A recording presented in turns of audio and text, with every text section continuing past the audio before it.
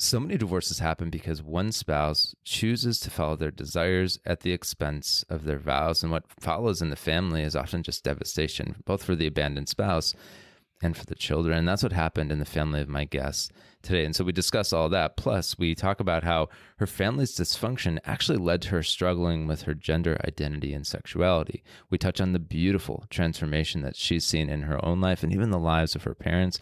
We also talk about the biggest lie that people are told about getting divorced. And finally, she shares about a new organization that's fighting for children's rights. Stay with us.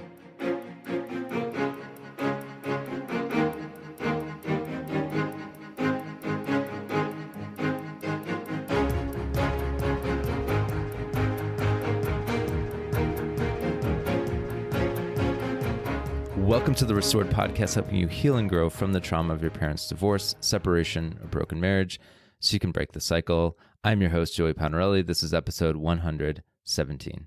We're so thrilled that so many of you have found the podcast helpful and even healing. We've heard a lot of great feedback. One listener said this. They said, "Love your podcast. It's been very timely and helpful to me." Another said this. "This is an excellent podcast. Highly recommend." Again, we're so happy that you found it helpful and even healing.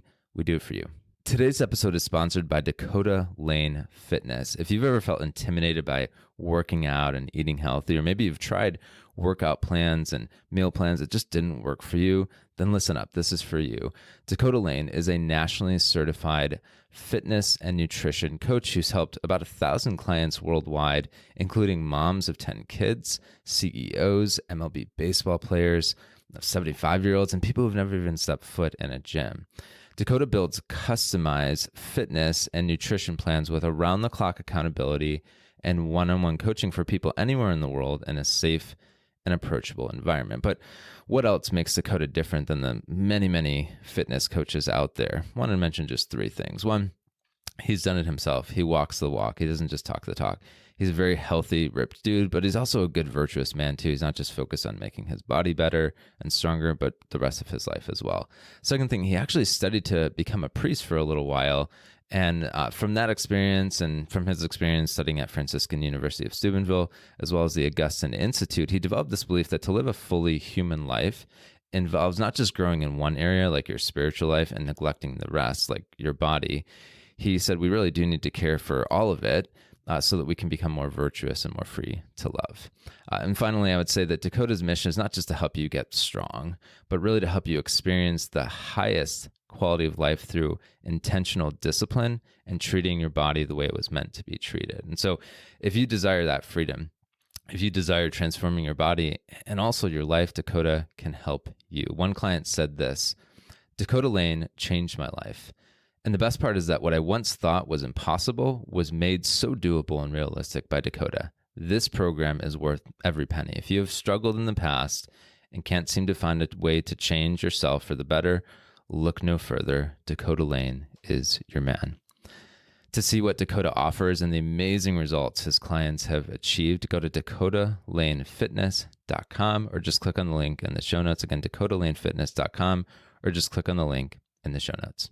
My guest today is Jennifer Friesen. Jenn has worked in the nonprofit world since 2010, first with youth with special needs and then with the organization Them Before Us. Currently, Jenn works as the director of training and the host of the Them Before Us podcast at the organization Them Before Us. Personally, Jenn advocates for the church to equip young people with a healthy and biblical view of sexuality, and she blogs at Do Better Theology on matters of sexuality, culture, and politics. And if you couldn't tell already, this conversation does go into faith and talks about God a bit. If you don't believe in God, you're totally welcome here. Anyone who's been listening to this podcast knows that this isn't a strictly religious podcast. Wherever you're at, again, I'm happy you're here. My challenge to you is this: if you don't believe in God, just listen with an open mind. Even if you were to take out the God part, you're still going to benefit from this episode. And with that, here's my conversation with Jenn. Jenn, it's so good to have you on the show. Thanks for having me. I'm excited. I'm a big fan of what you guys are doing at Them Before Us, and I know you do more than just that, but I really want to drill into your story and just hear all about it.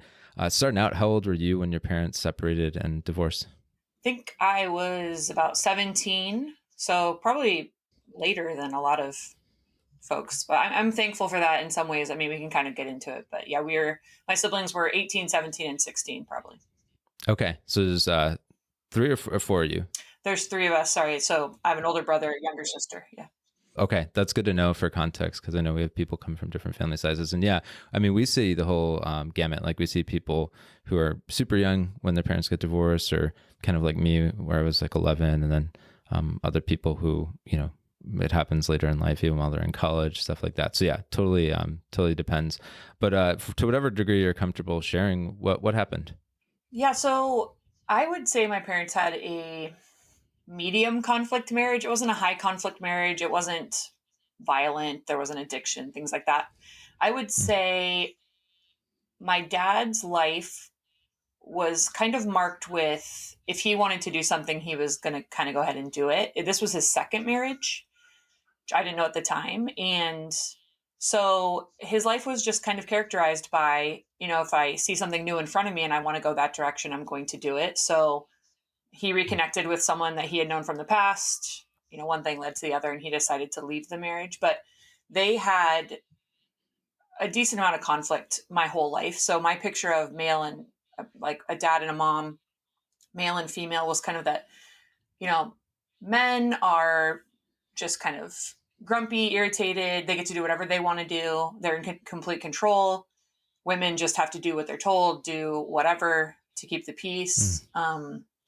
And there wasn't a lot of affection between my parents. There wasn't a lot of connection in general. My mom was really great about taking the three of us kids out on adventures on the weekend, or she would take us to plays or museums, like find ways to do those things for free or cheap, to give us a lot of cultural experiences and just adventures around town. I just don't remember my mm, dad being a part of any of that. And it was like we were all relieved at some level if he wasn't around. But he was also the mhm, primary caregiver because he was a truck driver. So he was only gone a few days a week. My mm, mom worked outside the home and then would homeschool us like in the evenings. But so my primary caregiver is the one that I perceive as being highly irritable, doesn't really want us around, kind of aggressive toward us. And mm, the person I want most in my life is the person who's out of the home. I had a lot of anxiety, like she's not going to come mm. home.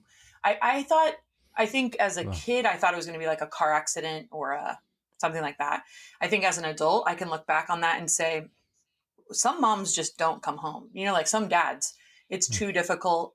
The marriage is too hard. Raising kids is too hard. And they just abandon their family. I think I was really scared she would walk off and not come back to the situation. So I had a lot of anxiety. It's been healing as an adult to think back and be like, wow, my mom always came back home mm, and re-entered into kind of a difficult situation. But so that was kind of the dynamic of my parents' marriage. And then, yeah, so they announced at a family dinner that my dad, because of this reconnection with this old flame, in a sense, was deciding to leave the family. And so my mom made it clear she was wanted to work on it, figure it out, and he was not. So, yep. mm. Okay. Thanks for sharing. And yeah, I'm so sorry for what you went through. And it sounds like you were really attuned to kind of what was going on in the home. I know some people, they kind of have an idea that something's off, but they don't really know the details because the parents, maybe keep it under wraps or whatever. But it sounds like you were kind of in tune with what was going on. And when did you find out? I'm curious about the second marriage. Was that something that came later in life, or how old were you when you found that out?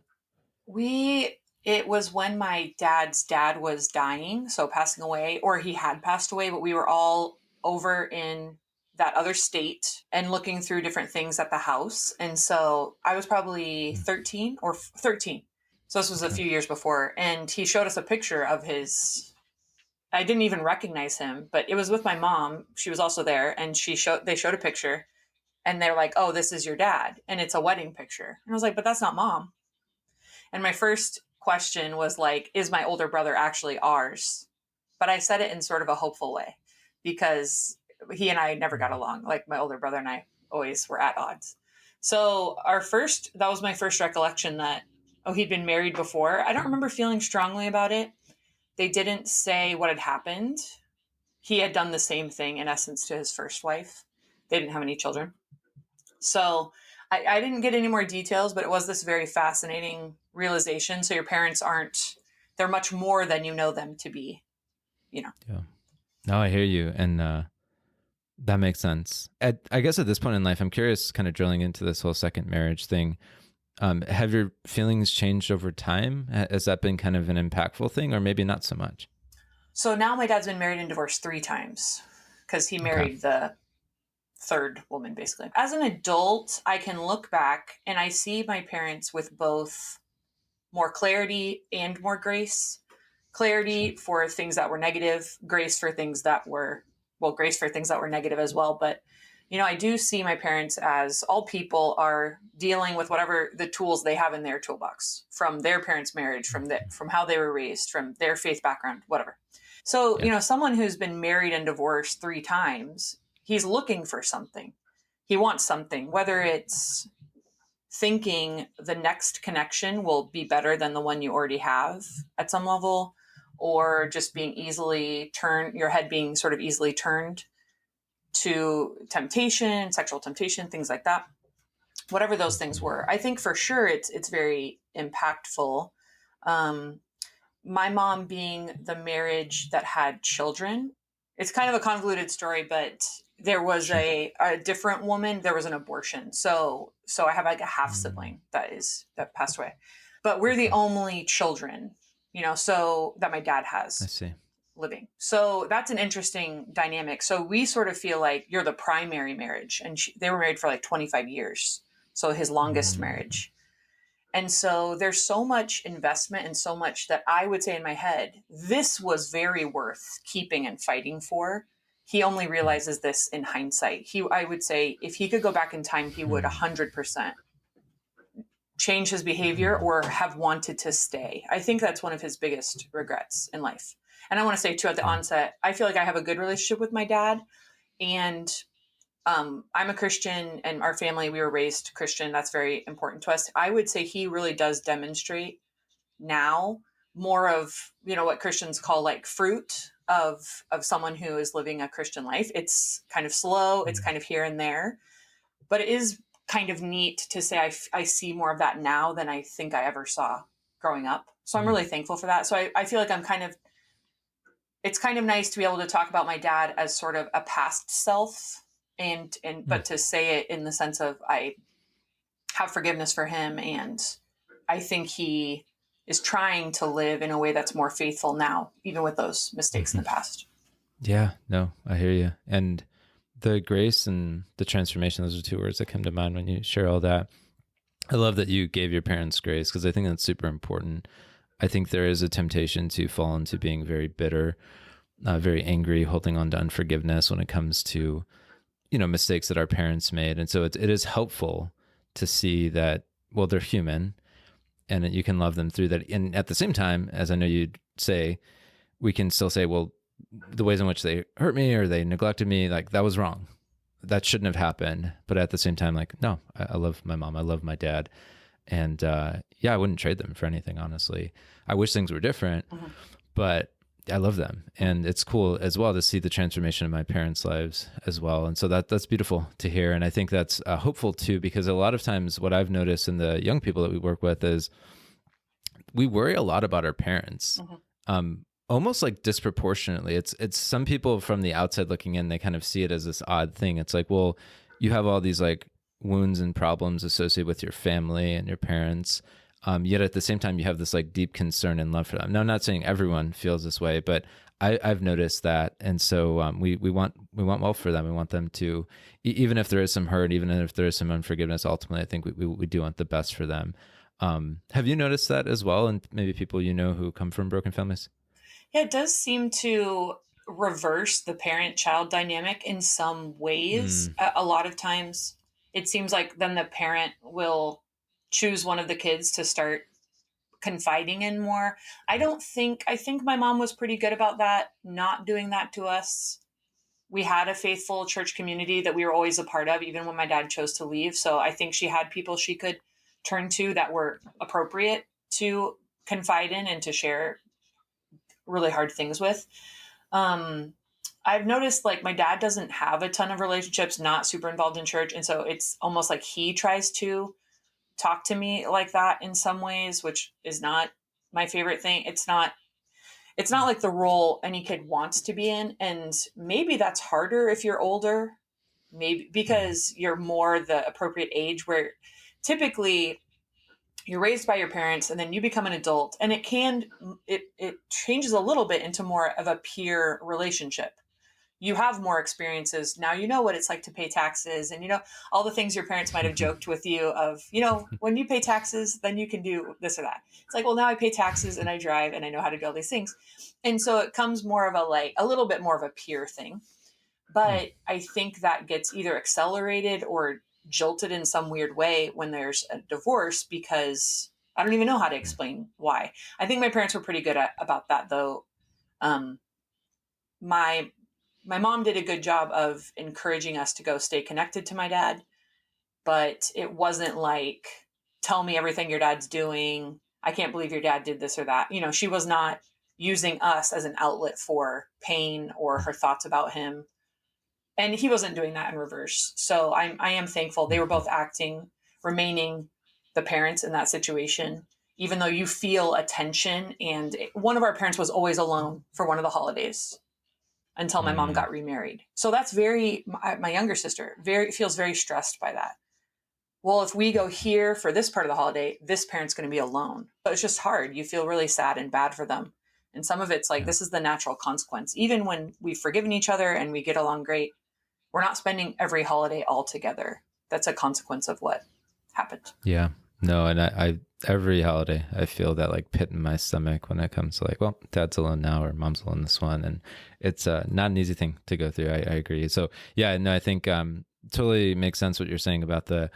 I know psychologists call it like triangulation, or some people call it like spousification, where like I think the way I've heard it explained and the way I try to talk about it is, mom and dad, like they have very real like emotional needs, and they're going through difficult things, and they need someone there to confide in and all those things. And so the children often, like, we're just there, and we love them, we want to help them, and so they end up talking to us, which, like you said, is just not the appropriate thing. Even I would argue as adults, like they need other people in their life who they can talk about with those things. So can totally relate there. But another thing I just wanted to point to was like your mom's example. Even though things were imperfect, even though there was tension, it was a really difficult family and marriage situation to live through. There was something that stuck with you, like you said, of her example of like showing up, coming back, hopefully working on it and things like that.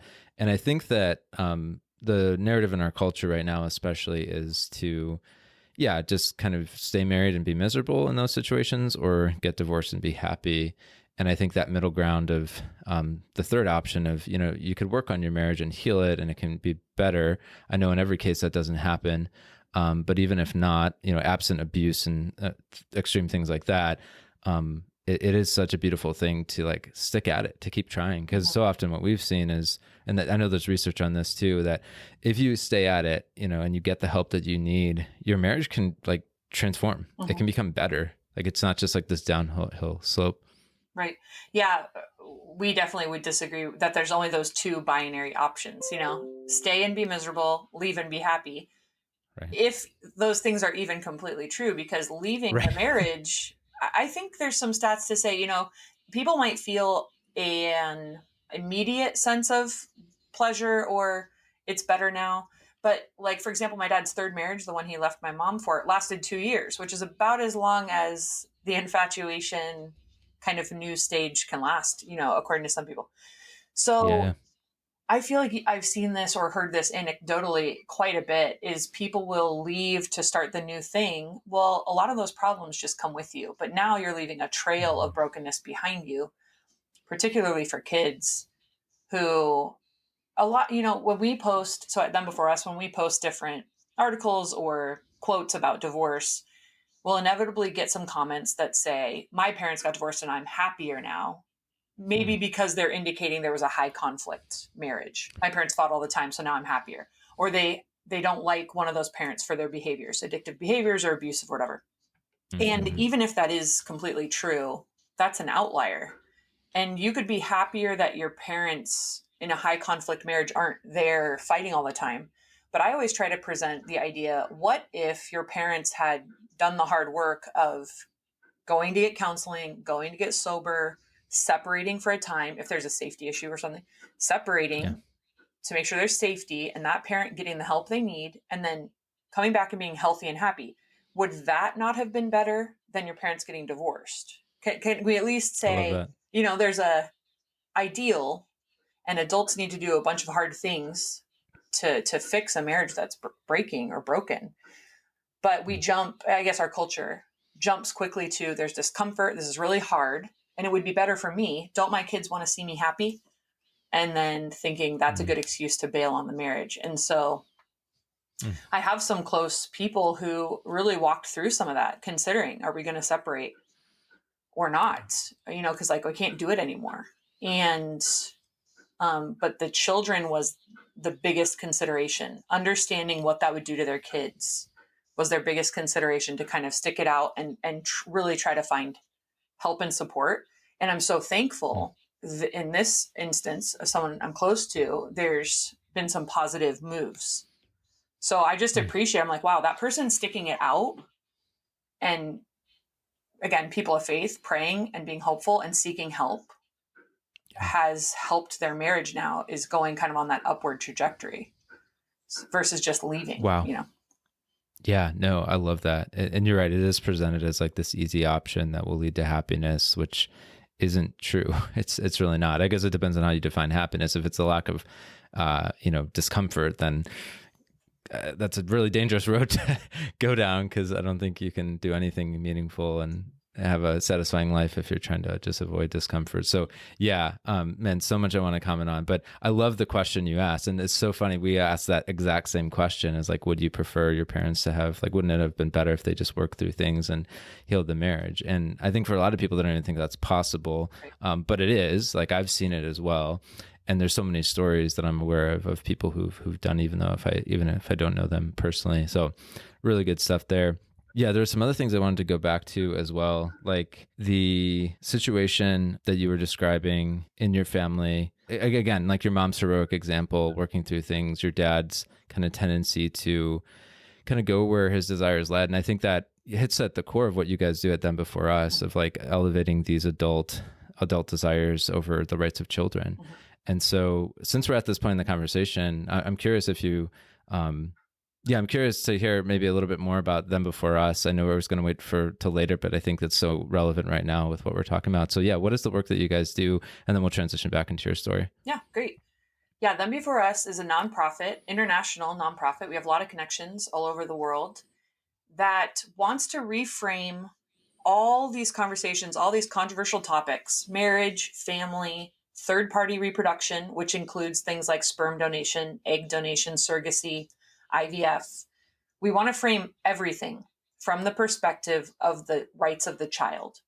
So, for example, when we want to argue a public policy issue about should surrogacy be legal or not, instead of us arguing along typical, maybe in the United States, blue versus red politics, or this is about religious freedom, or this is about my religion says you shouldn't do it, we say, let's consider the rights of the child. If someone is using a surrogate, okay, where did the embryo come from? Was it a sperm donor, egg donor? Well, that's a violation of a child's rights, because if you're being, quote, donated from sperm or egg, there's a good chance you're never going to know your mom or dad.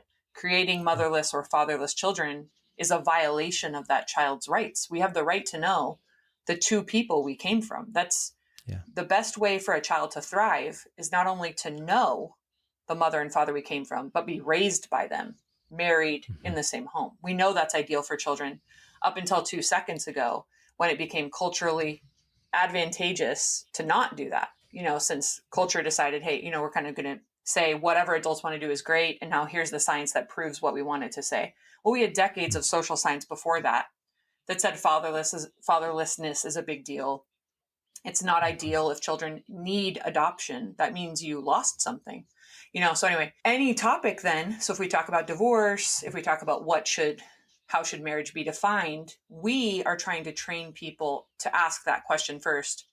Does this impact the rights of a child? And that helps us frame our answers. And we've found a lot of success because it's really helping us stay away from religious disagreements. It's helping us a little bit stay out of political disagreements, though, unfortunately, really only one side of the political spectrum in the United States is even open to conversations like this, which is the more conservative side. But it's been very helpful because we're really trying to like dig down to these most basic ideas, natural rights, biology. This should inform our public policy and our law. And it's been very helpful because it really is undercutting a lot of the arguments about you're a bigot or this is just about religion, because we're saying, no, it's not. I'm just talking about the biology that this child has a mom and a dad and has rights. Beautiful. I love that. And I know you guys do work on public policy. You do a lot of different interviews and things like that. What else specifically do you guys offer? We're just finishing right now a small group curriculum for churches. So if you have a church, Awesome. community group, that kind of thing, we're going to have a workbook and 7 sessions that people can walk through. It'll go through each of our chapters in our book. We'll talk about surrogacy. Here's what the data says. Here's the them before us argument. And then we'll connect it to scripture and the Christian ethic. So that's really exciting. We have a documentary that's being worked on. If you saw the This Is a Woman or What Is a Woman documentary, it'll be similar in style, just in the sense of we're trying to boil it down. Again, what is a child? Is it it has rights? It's kind of a thing that can become a person one day and it'll eventually have rights when we say so. Or is it a human being with unique value and that has rights? And so we're going to have a lot of different interviews with experts and talk about what is a child. We are developing a human resources package, or basically a way to go to an organization and say, here's how you should frame a child-friendly human rights package. Or sorry, healthcare. What does HR stand for? Human resources package. Sorry, not human rights package. HR, nice. It does good. That's like a, it's kind of like both, right? But so for example, these big companies are giving you money to go get an abortion out of state. We would say to a company, do not offer that. Offer an adoption credit, offer counsel, offer if someone has an unexpected pregnancy, offer different things they can do to write off the need for diapers, or, things that if they need marriage counseling, you should offer a credit for marriage counseling to your employees. And I don't even know all the details of what's inside there because I'm not within the HR sphere. But it's basically the idea to present companies, here's these alternatives. We're not helping people do IVF and surrogacy and redefining infertility just to mean whoever, whenever. Because, California has a bill that's redefining it. So I'm a single woman. Under California's new bill, I can be considered infertile and get state benefits to go get a sperm donor, etc. So, or, same-sex couples can be redefined to be infertile. And this project would help companies not use those kinds of benefits that violate the rights of children, but frame benefits that are helping promote family, marriages. And if you are truly infertile and cannot have children, here's the ways that you can go about helping a child, adopting, and things like that.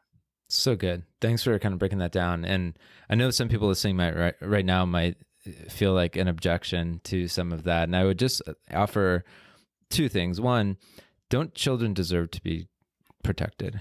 Don't children deserve to be protected? I think so. And if they do, like, how so? And I think that's where the second question comes in of like, if you disagree with this stuff, why don't you hear them out, hear out them before us, listen to their podcast, check out their book, their resources, and see, you might agree with, 80 to 90% of it. And then on those maybe 10 to 20% you don't agree, look into it. Like, I think it's intellectually honest to go into those areas where there is some disagreement, because I know these are hot topics and I want to acknowledge that from the outset. And but I appreciate you going through all that and kind of transitioning from there back into your story.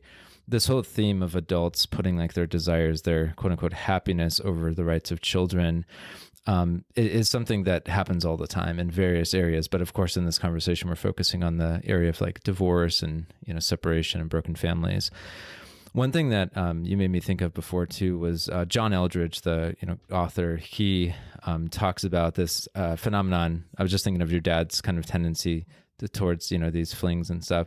This phenomenon John Eldredge talks about of the woman with the golden hair, where you have someone. He just explained this experience where he would see these like blonde-haired women, and he would feel like this pull in his heart of like, oh, they're going to solve all my problems. They're going to take away all my pain. They're going to bring me the happiness that I deeply long for. And he just goes into saying how it can be such a lie. And I think so many of us, even if we're not at that level of like, hey, I'm just going to leave my family and go run off for this woman. We experience that, whether male or female. We experience this like, oh gosh, I think this thing will offer me all the happiness that I long for. And you touched on this before, well, but that image has always stuck with me with Eldredge. And on that note, I'd love to hear if you have anything to add to that. But I also want to hear how else the breakdown of your parents' marriage, your family, their ultimate divorce affected you. Yeah, I think actually that kind of idea, so seeking after, looking for something that will satisfy you, is ultimately why I was able to have so much forgiveness for my dad. So part of growing up for me, I think a lot to do with the dynamic I saw of male and female.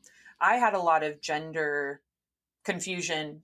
I wouldn't say dysphoria because it wasn't like a diagnosable thing. I just thought I was a Christian as long as I could remember, as early as I could remember. But I had a thought God made me wrong. Like there's a switch somewhere up in heaven, on, off, girl, boy. Whoops, he did the wrong one. I'm in a girl's body for some reason. I just think in a child's mind, you feel discomfort or you feel a sense of here's the interests I like, or I prefer to wear this kind of clothing. I liked wearing pants versus dresses and still do. But you see these things it's very binary. Well, my brother likes doing these things and wears these kind of clothes I'd prefer, and he's a boy. And my sister wears these she was a lot more girly and like dolls and all this stuff. And I prefer it this way. So I must have been made wrong and was probably supposed to be a boy. Well, what am I going to do with that? Nothing I could really articulate as a kid. I think because of my parents, my mom's working 40 hours a week and homeschooling, and I'm sure my parents are stressed about money and they're figuring stuff out. You think all of these things as an adult looking back, right? Adults have so many things they're trying to figure out. Why my kid is throwing a fit because she doesn't want to wear the dress or the church shoes, I don't think was a thing in there that like, this is a deeper thing we should talk to her about. There just wasn't a lot of those tools or those conversations that I know of in the 80s and 90s, versus now. I think there's a lot of pretty good resources for Christian parents or more conservative parents. If your kids are saying or experiencing some of these gender things, there's a little more tools to deal with. I don't think my parents really had those tools or the time to know to like go into it. Anyway, so I experienced some of that. Felt same-sex attraction. So toward my peers, again, my perception of male is scary and control and, kind of, I want to avoid. And then my perception of women makes sense to me. What's that? Which makes sense to me. Yeah. Like if that was all you knew about men, like why would you want to go that route? Right. And my perception of women is I love my mom and I do not get enough time with her and I'm terrified she's going to leave or something's going to happen to her. So a longing, mother hunger. And so it kind of makes sense as you go through and then feeling the gender dysphoria kind of thing. Then you go through puberty and of course those broken, misaligned, whatever thoughts start becoming sexualized, right? So, so that's stuff I'm dealing with without really talking to anyone in the 90s or early 2000s. And then fast forward, and I won't get too detailed, but I had a relationship with a woman that really just started out as an unhealthy friendship and then kind of progresses. But this is why I had so much grace for my dad. I did not wake up one day and think, you know what I'm going to do? Get into this relationship that's like secret and I feel shame and it's not healthy in any way. It's not healthy even if you thought being two women in a relationship was great. It still wasn't healthy for a lot of other reasons that a lot of relationships wouldn't be healthy. I didn't wake up one day and think I'm going to wreck my life and do all this stuff. It was a million little decisions, like you're saying, that the golden hair, the appeal of something, I want this kind of love. I want feminine love and affection. And instead of going about it in appropriate ways and seeking appropriate mentorship and love and care, I'm going to go about it in a illegitimate way, I would say, from the Christian perspective. Mm-hmm. And when I sort of woke up to that and it's like, well, I don't want to be doing this anymore, but how do I get out of it? You know, and then there was a very difficult, hurtful process of getting out of that, confessing, kind of living openly with people. I was able to look back at my dad and say, he didn't wake up and think, I'm going to wreck my 25-year marriage, ruin my kids' lives, abandon everything we've done. It was decisions he made over time, little decisions. The golden haired person, you turn your head and you start versus catching it in that moment. And like in the Christian perspective, I've been hearing this a lot more and thinking about it, like mortifying your sin, the idea of like catching thoughts, errant thoughts, and different things that are not truthful, crucifying those thoughts and repenting of and whatever before they get to these further stages, right? Because by the time you've already done the thing, you're already in the relationship, and then you wake up. Well, now there's this trail, behind you of ruin, and that's why God, I think, tells us, guard your heart, guard your mind, guard your thoughts, fill it up with the good things, fill it up with the truth, because we really are likely to just continue along down the path we're not supposed to go without even recognizing it. It feels like. So my own sin and brokenness and doing what I did not want to do, a relationship that I should not have been in, gave me a lot of grace for my dad. And realizing, we get here because a million little mistakes and lack of repentance or sin, not, you wake up and I'm going to ruin everything today. Yeah.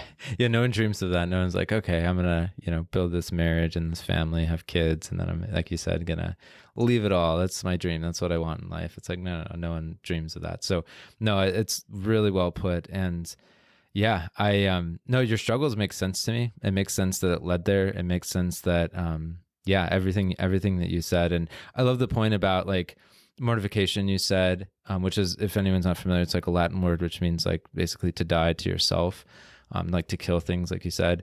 And it's so powerful. Like it leads to self-mastery. It leads to you being more in control of yourself, which is one of the steps of leading like a really meaningful life, and even a really joyful, like happy life too. Right. And so, I couldn't agree more. And that's been super helpful for me as well. Thank you for sharing so openly, and thank you for talking through that. And two resources I want to mention, and if anyone isn't maybe resonating with you and wants to know like, oh man, I need some help in this area of like maybe gender dysphoria, or same-sex attraction, whatever it might be.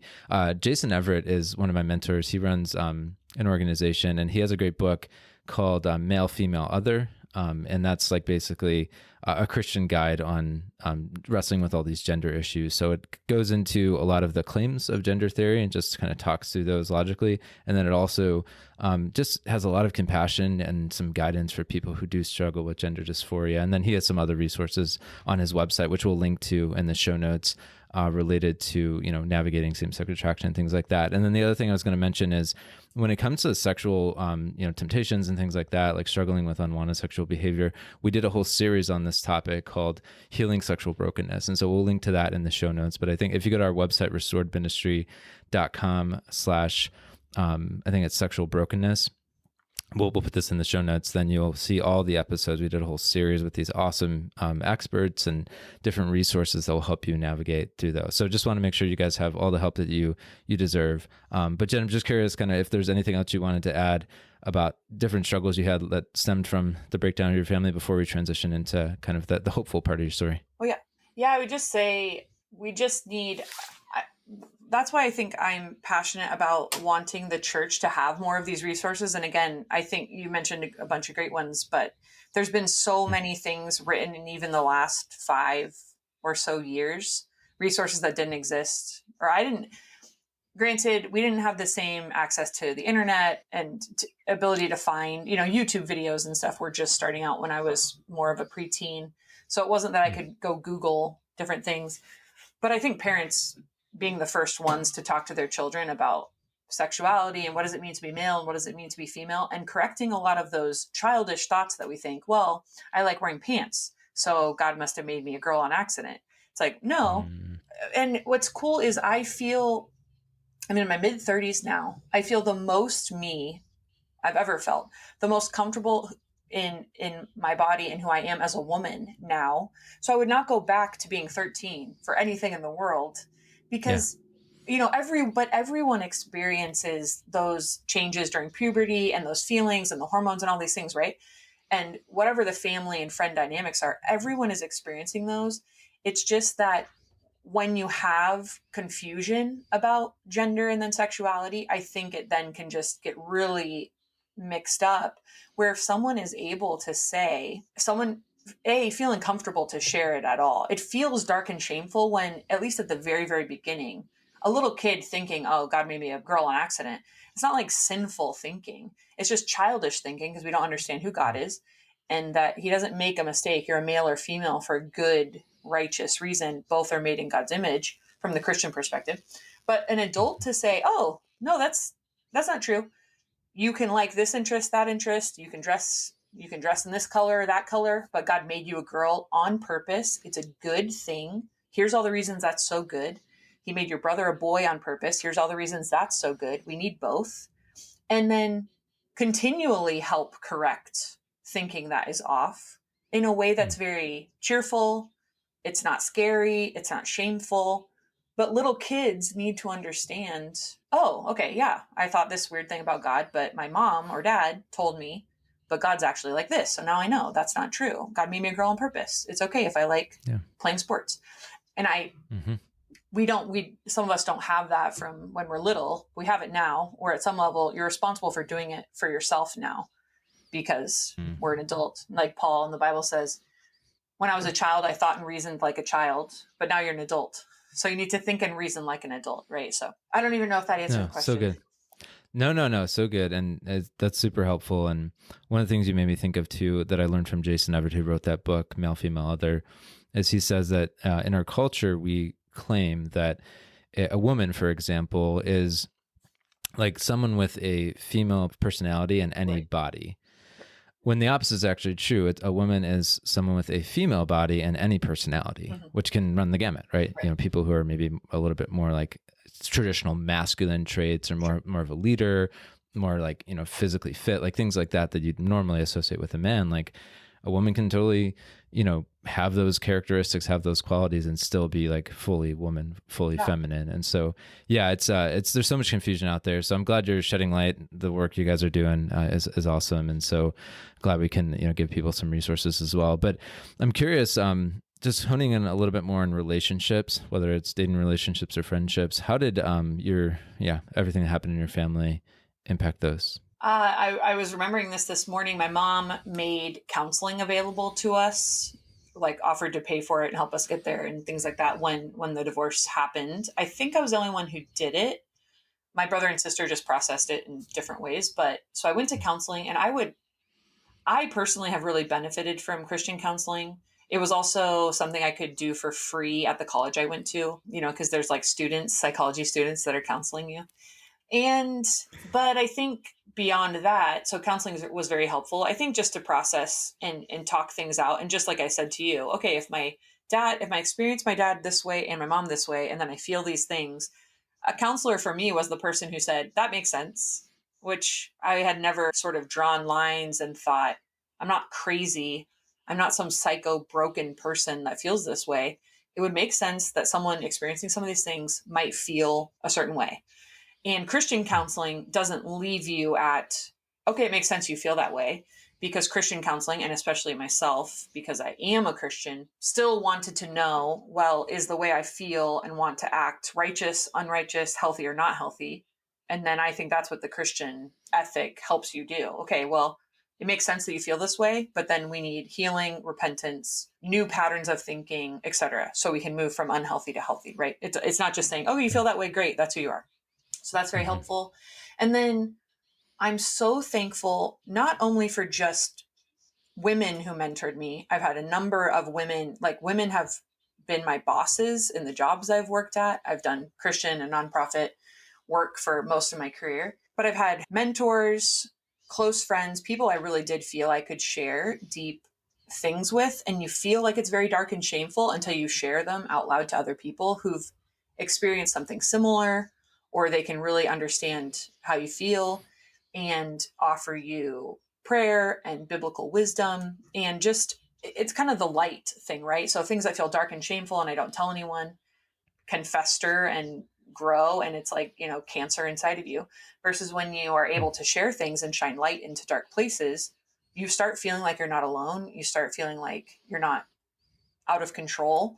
And so I'm really thankful for that. I'm also really thankful for a lot of great marriages I've seen. So like one of my mentors in a job I worked previously, her and her husband were just fun to be around. They weren't not traditional in the sense of her sort of deferring to his leadership on something or saying, okay, well, I'm going to go check with him to see about this or that, scheduling or whatever. Okay, there was definitely a notion that they were checking in on each other and they were going to be in agreement about something. It wasn't like she was just doing whatever she wanted and he would go along with it. But it also wasn't what I perceived growing up, where the guy just gets to decide whatever he wants, doesn't care what the woman has to say at all. I started being around people, men and women who are married, and having a very different picture of marriage than what I grew up with, a very positive picture, like genuine love, affection, caring for each other, serving each other.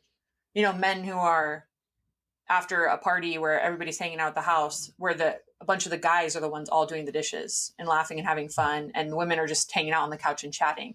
Not even a thing where it's like talked about, or the woman saying, "Can you please do the dishes?" Just that the husband deciding to do it and the guy friends just standing up and doing it. Things like that really start shaping your view of marriage away from just what you experienced growing up, I think is so important, and I'm really thankful for. Beautiful. Yeah. So mentorship, close friends, and obviously a lot of my friends got married as well. So then you're with your good friend and their husband and their kids. And so that's a fun, cool picture too. You see the good and the bad. I had one counselor that said just because someone's marriage might be bad or having a hard time doesn't mean the institution of marriage is bad. And I thought that was really good because, yeah, everyone has difficulties or difficult seasons, but I still can honor and, I still advocate for this institution as a good, God honoring, good for society kind of thing, even though I'm not married. So. No, so good. Thanks for sharing all that. And everything you said sounds super helpful. And I've found so many of those things helpful in my own life and have heard that, from a lot of people who've been down through the experiences that you and I have been through. I am curious when it comes to, just the transformation you experienced. You explained a little bit about this, but, you were kind of in this dark, rough spot and now you're in a different spot. Contrast that a little bit for us. I know your life isn't maybe perfect now, no one's is, but how is it different now than it was before? How is it better? Yeah, I think growing up and feeling these feelings of the gender stuff, same-sex attraction, and not feeling like I had any place to go with it other than keeping it inside my mind. And I think a lot of building up, well, if I could just have this relationship with a woman, then I probably would feel happy, or maybe that is what I'm supposed to be doing or made for or whatever. While my Christian ethic I would not say that or think that was true. In essence, I was wondering if that was true in my mind because it's all just kind of dark and locked up in there, which I think gave ground, fertile ground for sin and desire, et cetera, to grow into a relationship that I find myself in with that woman that was not healthy and not good. Okay, so all that getting smashed apart and then confessing things to a bunch of people. Okay, so you thought this was just this friendship. Here's actually what was going on. Here's all these ways I lied to you and was not being truthful. Here's all these things I think and feel. I think it took a lot of the power away from it, to be honest. Mm-hmm. I definitely have never felt like it's this big thing. It's like who I am. I've never used any of the LGBT ways to like label myself. Like none of that has been meaningful to me. Rosaria Butterfield, if any of your listeners have heard of her or want to look her up, has been very influential in my thinking around sexuality. Really great thinker and author. And it's just been helpful because it makes it not as big of a thing. But at the same time, there is a sense of having to be on guard. Like you said, it's the golden hair lady. I think the problem is God really has to help heal the mother and the father wounds for anybody, whatever combination that is, whatever it leads you to. Or we're going to get caught in those same patterns over and over again. So for me now, it just means I'm a lot more upfront with people. And there's definitely a handful of people that know everything about me where I can call them on the phone and say, can you pray for me? And I feel this, or I'm thinking this. And that's really helpful, and really necessary. Yeah. Yeah, because if you don't have people that know you or check in on you, like I've had to give people permission to ask, will you ask me this question? Will you ask me this question?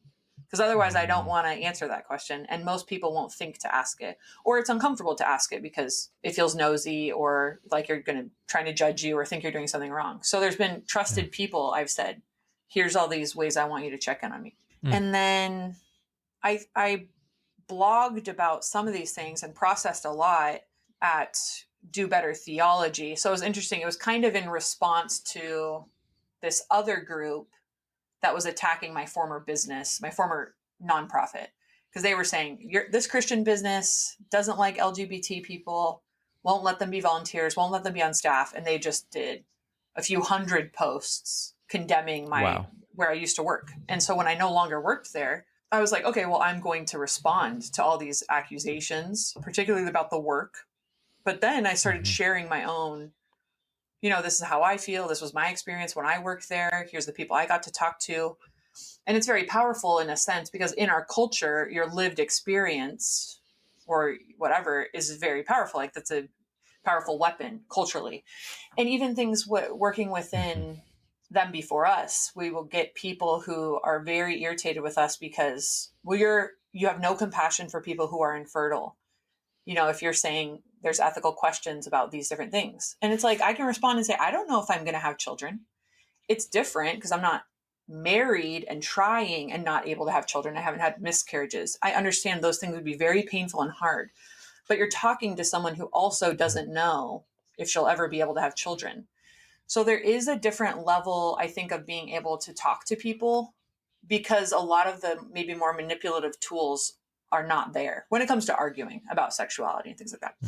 Yeah, I'm just rambling now, but yeah, so I just feel like God has done a lot in this is good.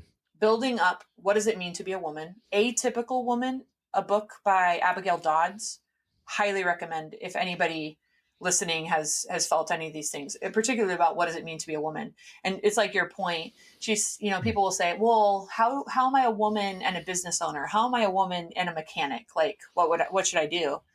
And she's like, you just are. If you're a woman, that's how a woman fixes cars. It doesn't matter if you're, I'm really aggressive as a businesswoman or I'm really meek as a businesswoman. So should I act more like a man or more like a woman? She's like, you can't. You're a woman. And if you own a business, that's how a woman owns a business.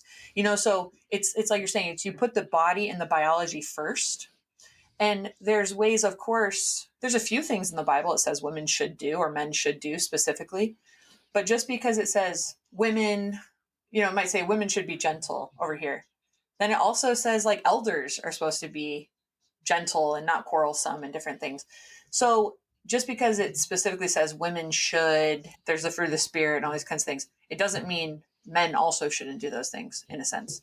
Abigail Dodd says all of the Bible is for all of women, just like all of the Bible is for all of men. And then there's some specific things that are great to take as well. When it comes to being married, wives should do this, husbands should do this. Great. Good stuff. Thank you for going into all that and just sharing your story. And before we close here, I'm curious if you were to talk to your parents, if they were maybe even listening right now, what would you want them to know? What would you say? I would tell my parents I love and appreciate them for the ways they did sacrifice for us growing up. I'm thankful they were married as long as they were. We had a lot of stability that if they had gotten divorced sooner, we would not have had. I can imagine boyfriends and girlfriends coming in and out. Which house are we going to? Even just financially, the fact that they stayed together made it so we never missed food on the table. We had family dinner every night. I can just see these positives and the stability that my parents gave us, particularly my mom, because she was willing to continue coming home and engage with what was hard. And I have said this and would say that I forgive them for things they didn't do right and that I understand and can have grace because I also now know even better, the older you get, the more of a sinner you are. And I can have compassion. Like we have the tools that we have. And it's by God's grace that I'm as functional as I am. I can't look back and say, I did all this. Like I'm great and fairly healthy and all these things because I just figured it out and you guys didn't figure it out. It's like, no, thankfully my mom's influence in particular with faith, our church, people who mentored me, youth leaders, coaches, that's all God's grace to me. And so I can look back and just have compassion. My dad did not have all those same tools, but still he worked his job. He came home. He struggled a lot with mood and temperament and things like that. But for the most part, we were safe. And that's still adults sacrificing for you, you know? And so, yeah, I'd want them to know I appreciate them for all the good things that I can see now. I forgive them for the things that were not ideal. And I think too, as an adult, I just want to make sure I'm taking responsibility for my own health and faithfulness. So as someone who's a Christian, I can't say, well, I struggle with XYZ because you guys did this to me the rest of my life. You know, at some level, I just need to say, well, what can I do to grow, to be healthier, to be more faithful? And so that's kind of where I've landed. I think in my, 30s, I spend a lot of the 20s going to counseling and trying to think through, what did you guys do to me? And then really you have to take responsibility. And I've heard some people say you kind of have to parent yourself. But I would say from the Christian perspective, it's like allowing God, a perfect father, to help fill in those places that we're missing. And with Christian community and with the friends and families that you can surround yourself with, ask God to help fill in those missing spots and build you up in the ways that you feel like you're lacking. Yeah, no, I love it. Really good stuff. Jenn, thanks so much for sharing your story and for being so vulnerable again, and offering resources and things like that. If people want to follow you and find you online and Them Before Us, how do they do that? Yeah, so you can type in Do Better Theology, and I have a Substack and an Instagram. And then Them Before Us, really you can type Them Before Us into any of the big social medias or into Google, and you can find us. ThemBeforeUs.com is a great place to find kids' stories. A lot of the difference with Them Before Us is we're highlighting the stories of the kids that have experienced these things because it's about them and their rights. So I was from a surrogate. Here's my story. So you can find all of that on ThemBeforeUs.com. You can follow Katie, who is our founder and president, who speaks on a lot of these topics. You'll find her Them Before Us, or if you search Katie Faust as well. Beautiful. And in closing, again, thank you so much. I just want to give you the last word. What would you say to someone listening right now who feels stuck, who feels really broken because of, everything they've been through in their family, their parents' marriage being a disaster, falling apart, maybe getting divorced? Like, what encouragement, what advice would you give to them in closing? My biggest advice would be to find someone to talk to. So maybe, I know, Joey, you guys have a lot of different resources for that, for people to be able to connect with others, whether that's a faith community, whether that's maybe someone in your family that's trusted to you, an aunt, an uncle, a grandparent, an older sibling, a good friend. I would say find people to connect to and talk to about these things. We cannot process and do this alone. That's my primary thing. I think counseling is great, Christian counseling, but yeah, faith community and friendships that you can actually talk about hard things with people and get a sense of compassion, not just get over it, but people who can talk through and listen to different things and encourage you, I think is number one. Super grateful for Jenn and all the good work that they're doing at Them Before Us. Go ahead and check them out. If you'd like, just search Them Before Us, or you can find the link in the show notes. If you'd like to share your story with us, kind of like Jenn did, we'd love to hear it. There's 3 easy steps to do it. But first, some of the benefits of sharing your story. Reflecting on your story is actually healing on a neurobiological level. It makes your brain healthier. Writing your story is actually healing as well. There has been so many studies that have found that people who write about these emotionally difficult events that they go through in their life end up being healthier, happier, less depressed, less anxious, and so on. Also, sharing your story, not just writing it, not just thinking about it in an active way, sharing your story with someone else who can receive it with empathy is also healing on a neurobiological level. And then finally, if you were to share your story, because we're going to share it with thousands of people online, it's going to be able to help someone who's maybe going through something that you were going through and were able to overcome. And so if you want to share your story, the first step is just go to restoredministry.com/story. You can also click on the link in the show notes. And then the form on that page will just guide you in telling a short version of your story. And then we'll take that and actually turn it into an anonymous blog article. And so if you want to do that, just go to restoredministry.com podcast.com/story, or just click on the link in the show notes.